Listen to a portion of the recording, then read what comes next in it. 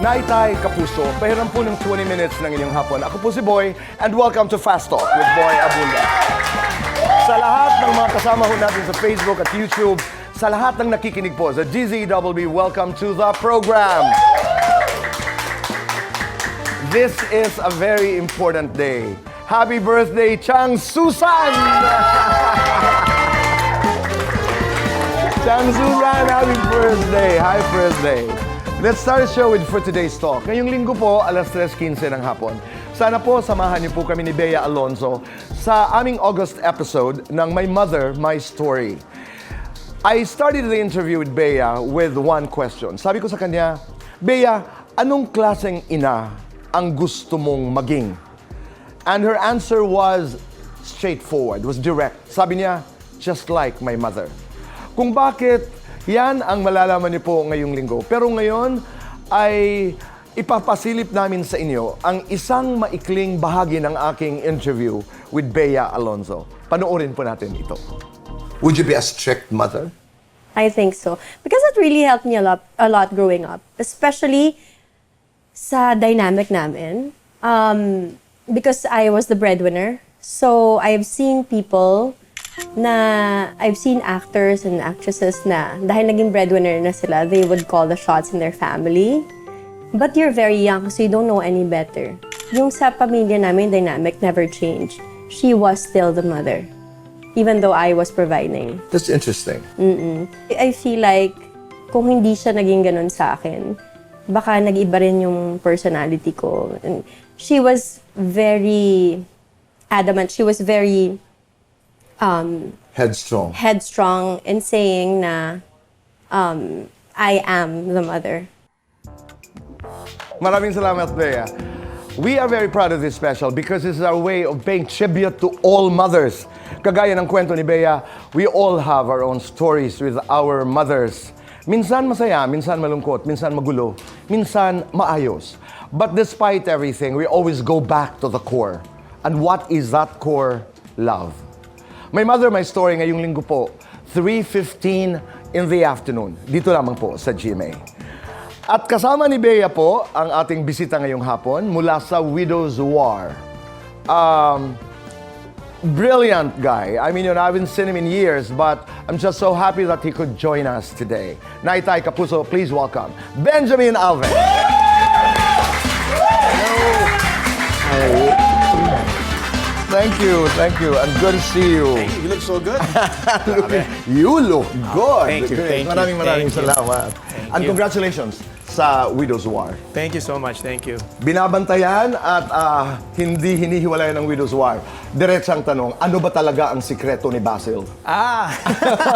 May sikreto nga ba si Basil? Meron nga ba? Meron ba? May tinatago ba si Basil? Parang wala naman po, Tito Boy. Parang what you see is what you get. Yung nga lang, he doesn't explain it.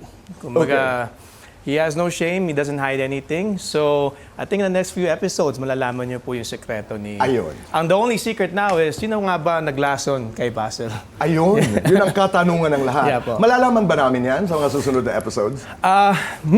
Even I don't know who killed Even Basil. you don't Even know. I have a guess who killed Basil, pero wag na natin, mamaya na lang natin that makes it more interesting. Yeah. Pero nung namaalam si Basil, nung pinatay, to be very direct about it, si Basil sa Widow's War. Pero pabalik-balik po ito, hindi naman nawawala. You wrote, an interesting post. When you said goodbye to the character, you spoke about him. Yes. 2 words stand out. Zesty. Di ba? Yes. Sassy. Yes. And then you spoke about you will always be inside me. Talaga? Talk more about it. I think everyone has a zesty side. Of course. And a sassy side. I just think, for me, hindi ko pa siya napapalabas. In workshops, I've explored it. That zesty, that sassy side, that B side, kumbaga. So, it'll always be inside me. And it was nice to have a material and an opportunity to show it. So That's interesting. Yeah. You're an actor. Opo. I am a fan. If you have not come out, you have not shown that zesty, that sassy side as an actor. If you were to say the line, talagang may line, we do it here. Ayokong makita ka habang buhay. I mean, sassy, zesty, how would you deliver that line? Ayoko makita ka habang buhay. Love it. Or ayoko makita ka habang buhay. All right. Ganda. Okay. You're working with two brilliant actresses. You know, Carla Abellana at Bea Alonzo. Tanong, ano ang pagkakaiba nila pagdating sa pag-arte? With Carla, I've worked with her before, so there's a familiarity with me. There's a feeling of home and some rapport that we've had because we've been able to work a few times, and she's a good friend of mine. With Bea, relentless, sobrang relentless focus. I love her on set. I love when I... Relentless focus dahil, is this the first time you're working with her? Yeah, Nangapaka, yeah. hindi mo masyadong alam kung saan pupunta? I just knew she was gonna bring it. I just knew she was gonna bring... She has good words about you. Oh, thank you. Galing. Yeah, and again, when the opportunity came to work, when Bea actually came to the network, that's like the bucket list of every actor to be able to work with her. And what great opportunity to be able to work with her as a foil, to be against her, not a love team, not a brother. Talagang like we're fighting on the scene. Like for me and you, we're gonna try to kill each other. So that was so great. Yeah. So kailangan ng focus. Hindi mo binibitawan si Bea Alonzo. Yeah, and she always listens. Kasi sabi niya may baon listens. ka lagi. Alam mo ang script, no? Dumadating ka sa set, you know what you're going to do. Yeah, And you yeah, bring in yeah. certain nuances into the character pag nandoon ka na. Yeah. Si siya, paano siya? I mean, how is she in the moment? Ika nga. She listens. When we do our rehearsals, we'll do the lines, but then at the moment you throw something at her, and she receives it, and it's always in Binabalik, kind. no? Yeah. So what you see on the screen is what is 110% from what the script is. Okay. So it becomes alive, it becomes organic. Kumbaga po, yung dialogue namin na nanganganak because of the rapport. Same thing with Carla. I think yung nga lang, I think the opportunity with Carla is with Basil and George, Carla's character, talagang sila distant because of the secret na malalaman nyo kay Basil later on. Napakaraming mga sikreto, di ba? Sa Lahat po Wilusuan. ng palasyos, opo. Lahat, may mga sikreto even sila. Carla, even Bea's character. Sino ang lumason kay Basil? Malalaman ho natin sana. Yeah. Benjamin doesn't even know who killed Basil. No. I'd like to know if anybody... We the would like writers, to know. Yeah. Okay, I think the last time we spoke on air was many years ago. Huwag na po natin lagyan ng numero yung years. Basta Ayoko. years ago na po siya. Ayoko sabihin kung Kasi gaano. magmamat sila sa edad po natin . Nalaman ko noon at alam ng lahat na ikay pamangkin ni Piolo Pascual. Diretsang tanong uli. Because based on that conversation, bakit hindi mo ginamit ng husto si Piolo Pascual para makapasok ka sa industriya during the time? And then, and move on your own. But as just as an entry point, that was a good shadow. That was a good name. That's a great name. He's a great actor. Bakit hindi mo ginamit si Piolo Pascual? I wanted to respect whatever he went through, knowing what he had to go through and the hardships and the journey. I needed to experience that for myself. I think I needed to go through that in order to appreciate what I have now. And I think I've always been in dialogue with them. I've always had a And you have been relationship with helpful. them. Yes, super helpful. Right. Super helpful. I've always had a dialogue with him. Even now, even when I had moved to GMA, he was one of the first people that I talked to and told, informed him about it. So, yeah, I just wanted to, I wanted to have the full experience, I think. I respect that. Yeah. I really respect that. Kasi yun ang... I think that's I the know, first time I I met. know. I think that's the first time I met. So one of the PJ. nicest guys. Yeah. One of the most beautiful people I've known in the Funny industry. guy. I think that's what Funny. people don't know. He's No, a at funny saka guy. napakabuti inside and out. Yes, Okay, yes. let's do fast talk. Okay, here we go. We have 2 minutes to do this and our time begins now. Benjamin, Guam, Manila. Manila. Sam, George. George, I guess. Pogi, brainy. Brainy. Matigas ang abs, makapal ang mukha. Kapalang mukha. Romantiko, banidoso. Romantiko. Seloso, suplado. Seloso. Kasal, sakal. Kasal. Happy wife, happy husband. Happy wife. Kinikilig ako tuwing Pag nanonood si Chelsea ng show namin, show ko. tinatamad ako tuwing Pag walang taping, umiinit ang ulo ko kapag pag hindi alam ng kasama ko yung dialogue niya. guilty or not guilty, nagpakopya sa exam. Yes. Guilty or Kumopia not? sa exam. Okay. Guilty or not guilty? Gumapang sa kalasingan. Yeah, oh yeah. Guilty or not guilty? Nabusted ng artista. Oo. Guilty or not guilty? May nag-ghost na babae. Yeah, sorry.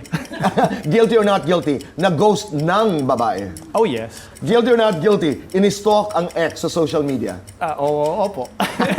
Sa Widow's War, sino ang pinakamabilis umiyak? Miss Jean, Carla, Sam. Pinakamasakit manampal? Wala eh. Wala. Pinakamatagal mag-makeup? Si Basil, yung buhok niya. Aayain mong mag-food trip? Kuya Ton, Kuya Lito. Aayain mong uminom? Lahat sila. Bibigyan mo ng love advice? Oo. Wala ako binibigyan eh. Lights on or lights off? Lights off.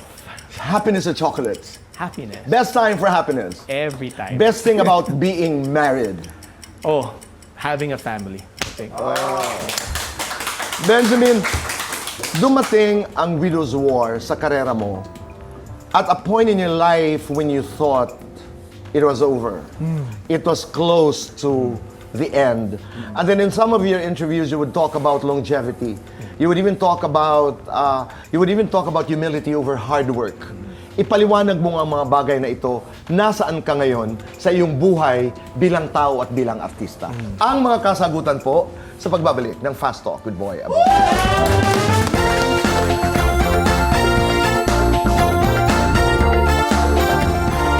We're back on the show.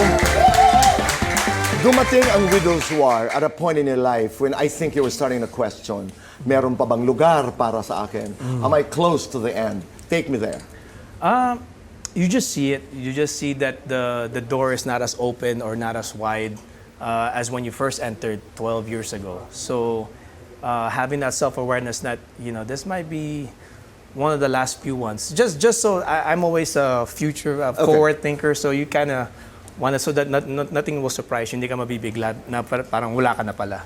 So I think it helped because when I got nakuha ko po yung role ng Basil, all in. There's nothing, you know, I wish I had that attitude for all my roles na this is the last one. You got to go 110%. No, but it's not late. Di ba? Ang sarap ng attitude na this is the last one. Nothing to lose. Nothing to lose. Yeah. Okay, and you talk about complacency, Yes. being a disease. Ano ang gamot nun? Being challenging yourself. Always, no? Yeah, and being humbled. I think that's one of the Parati mo yan sinasabi. Humility over hard work yes. is what matters dito sa ating industriya. Opo.